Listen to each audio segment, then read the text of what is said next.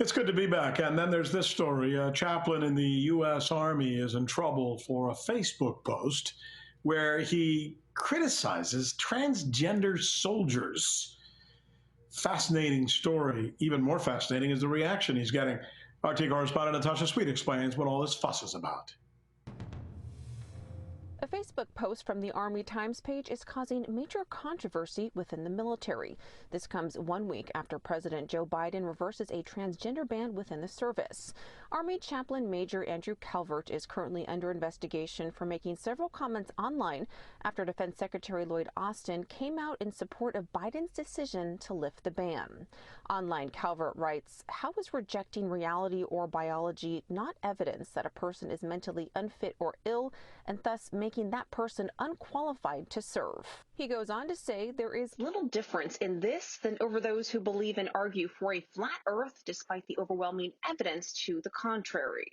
While the post has already taken heat on social media, a spokesman for the brigade told the Military Times via email, "We are aware of Major Calvert's social media posts. We direct our soldiers to think, type, post when engaging in conversations on social media platforms and to follow Department of Defense policies and regulations." It goes on to say, "When our online conduct does not follow these rules and regulations, we investigate and hold individuals accountable if they are found to be in violation."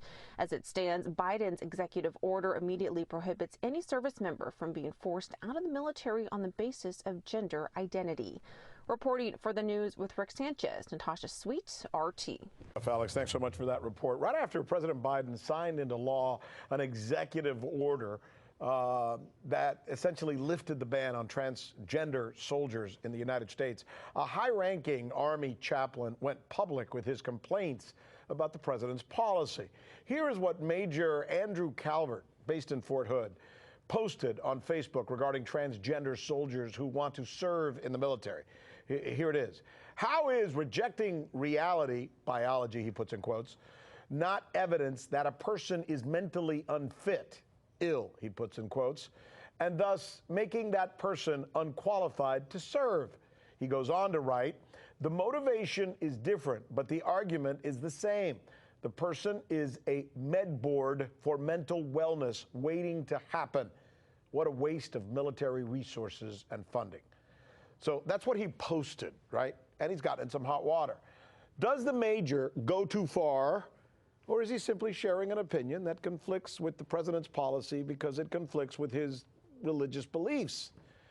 This is a tough one to tackle, but we're going to do it. Joining us now is D. Watkins. He's the editor-at-large for Salon, and Tim Gordon, Catholic blogger and author of The Catholic Republic.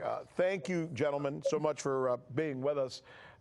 D, let me start with you.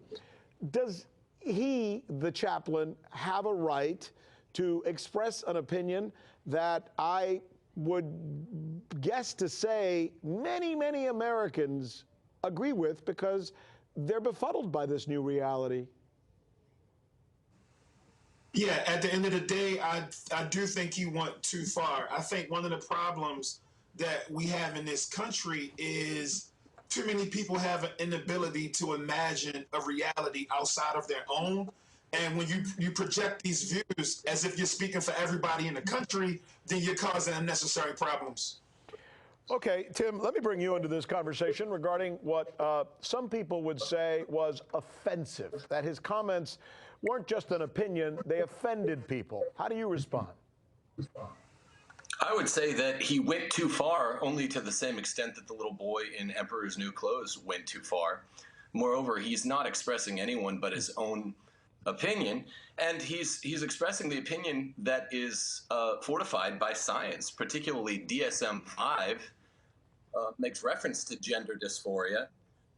This person has no more compelling interest to justify a claim against being justly discriminated against than would someone that has ethnic dysphoria. It's a compelling interest that the military has to keep deeply disturbed people out. But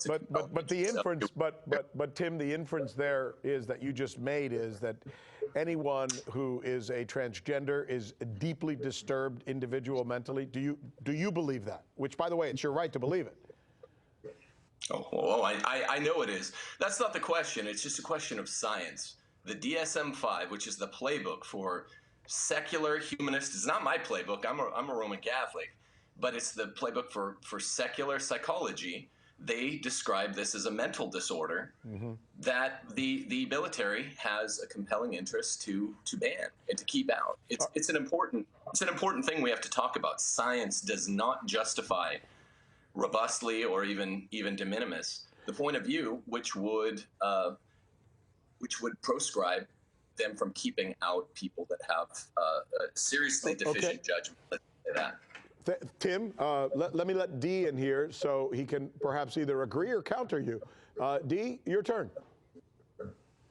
I disagree. The one thing we have to admit is that sometimes scientists get it wrong. Scientists also once said that black people were inferior to white people. Like, at the end of the day, this is a reality that many of us even struggle with at one point, or we're totally ignorant to, and we all have to grow, and we have to understand that. I mean, just the idea of saying that every trans person is disturbed just sounds absolutely ridiculous to me, just because of the interactions I've had with people in my own life.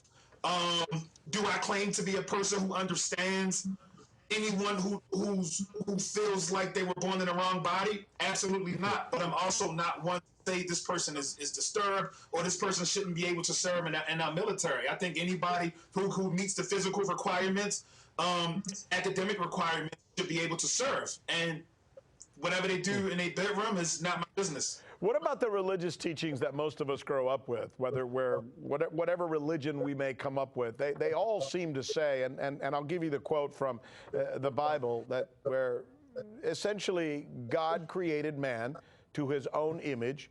To the image of God, he created him. Male and female, he created them. A lot of people on this side of the argument tend to say, look, what the Bible is saying there, and you can find the same reference in the Quran and in the Torah, is that there is a difference between a man and a female, and we should not bring them together. I'll give you first 30 seconds on that, Dee, if you would answer me. Yeah, at the end of the day, we're America. We're not a Christian, Catholic, Muslim, or whatever nation. We're America. We're supposed to be a melting pot of people who believe different things and just accept people and believe humanity and love everybody. So either we're going to stop promoting ourselves as that, or we're going to, do what we're supposed to be doing. Just show love to everybody. So you're saying it's a secular, we should have a secular position, not a religious position, because we're not a religious necessarily country. Tim, how would you respond to that? I would perfectly agree. It's a secular litmus test that ought to be employed. It's deeply informed by Roman Catholic philosophy, the philosophy of Western civilization.